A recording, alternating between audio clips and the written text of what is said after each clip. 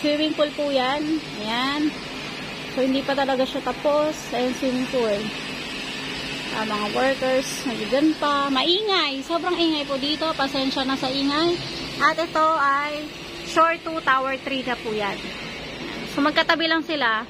Amenity ng Shore 2, Tower 3. Tapos, magkakaroon po ng bridge papunta dito sa Tower 1 ng Shore 3. Ayan. So, magkakaroon. Bridge po siya. Kaya kung makikita nyo po sa plan, ang tawag sa kanila, Shore Complex. Kasi connecting sila.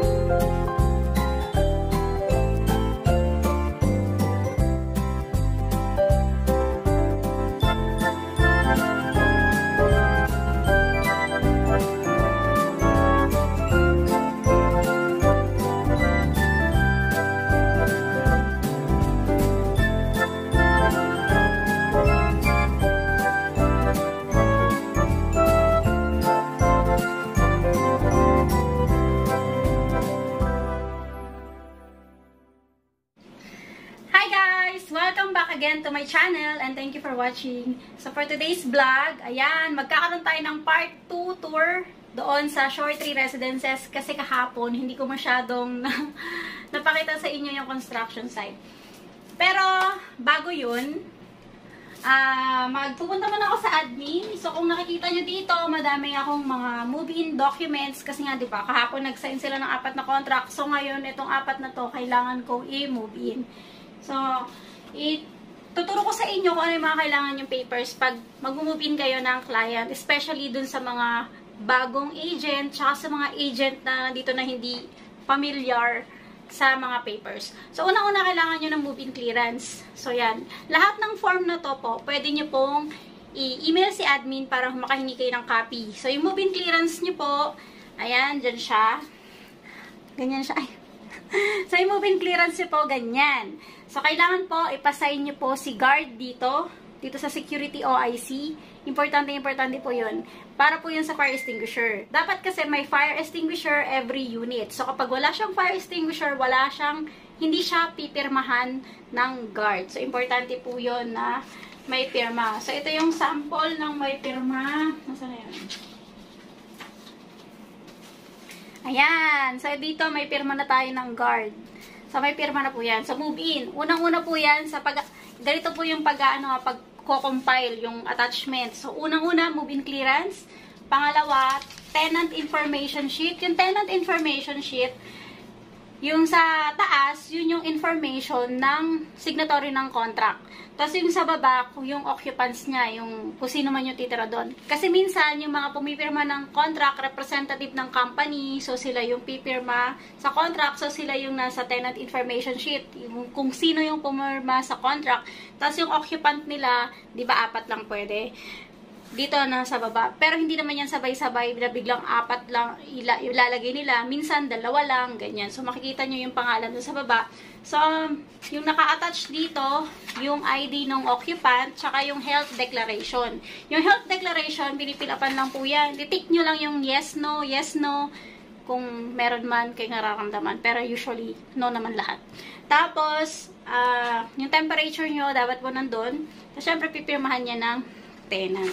So, ayun lang. Tapos, ang last na attachment, yung contract. So, yung contract, nandito na po. Notarize po dapat ito. Tapos, nandun yung ID ng signatory, tsaka yung ID ko as SPA. Kung owner man yung pumirma sa contract, i-attach nyo rin yung ID ng owner. Pero, dahil attorney in fact ako at meron akong SPA, ako na yung pumirma, so, ID ko lang yung naka-attach kasi may attachment naman ng ID sila owner doon sa admin. Alam naman nila yun. May record naman doon. Ayan. So, ayun lang. Napaka-simple lang. Kaya, pag pupunta po kayo sa admin, kumpletuhin nyo lang yung mga papers para hindi kayo pabalik-balik. Kasi minsan, nagpupunta sa admin, kulang-kulang, pabalik-balik sila. So, ayun lang. Napaka-simple lang. So, sa mga kabisado na yung pagpa-process, so, madali na lang. Pero yung sa mga bago, ayun. Tapos, importante din na updated ang payment. Dapat po updated ang pagbabayad ng association dues para matatakan ng billing. Kasi tatatakan nyo ng billing ng paid lahat ng papel. So, yan. Pagkatapos, magkakaroon kayo ng copy. Receiving copy, 3 po yun na receiving copy. Isa sa move-in clearance na may tatak, isa sa tenant information sheet, tsaka isa sa contract. Yan. So, ang mga owner din po, makakatanggap din po ng email. Tinatag po ang owner sa email. Ayan. So, ayun lang. So, alis na tayo kasi ng oras na. Baka masaran ako ng admin.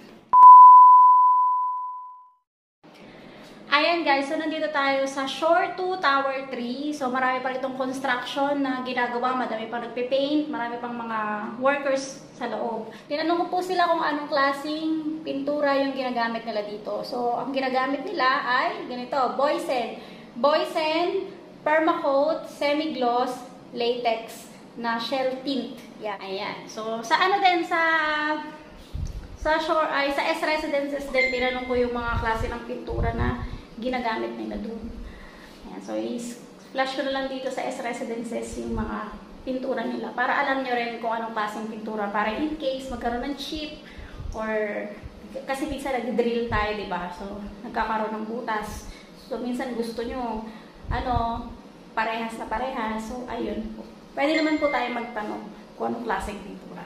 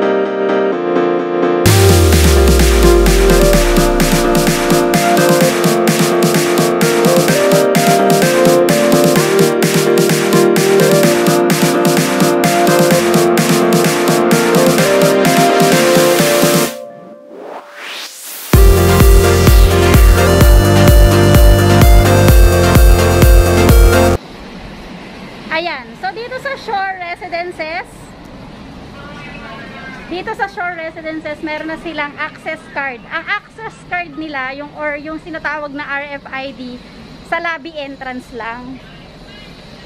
Yun. Sa lobby entrance lang po yung ginagamit. Ang application sa tenant, 150 peso per card. So, yan. So, hindi ka na basta-basta makakapasok sa Shore. Kailangan may access card ka na. Pag wala naman, pwede mo lang ipakita yung yung receiving copy na nag-apply ka na. Ayan. So, natapos ako mag-grocery today. Ayan. Konti lang tao sa grocery ngayon kasi nga yun, ECQ. Konti lang lumalabas. And thank you guys for watching and please don't forget to subscribe to my channel. Bye!